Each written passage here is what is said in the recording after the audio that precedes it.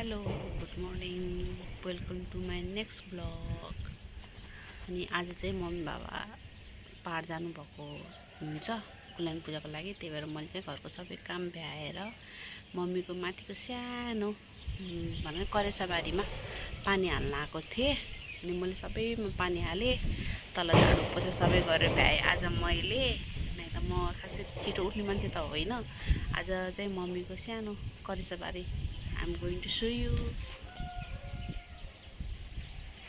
हेर्नु है त मम्मीको करेसाबारीमा के गर्दैन उहरू गर्नुभएको छ तरकारीहरू। यो तरकारी त मैले देखेँ भने चिन्छु न, त यो पातहरू देखेर त मैले खासै चिन्दैन। अनि मम्मीको मिहिनेतहरू हेर्नु न, यहाँ यो के घिरौँला अनि के बडी सबै लौकी सबै भएको छ। मम्मी चाहिँ यहाँ करेसाबारीमा पानी हाल्दैन कि भनेर म पाहाड जान्न भन्दै हुन्थ्यो। मैले चाहिँ गर्छु भनेर जानु भनेर पठाएको। उहाँहरू चाहिँ हिजो जानुभएको, आज आउनुहुन्छ होला। हाम्रोमा चाहिँ यहाँ ड्र्यागन फ्रुट पनि छ है। यो चाहिँ अब वैशाखमा हो कि खास हुन पनि हामीले धेरै लड त खाइसक्यो। अब कहिले हुन्छ यो खाने टाइम। यति नै हो मम्मीको मिहिनेतको करेसाबारी।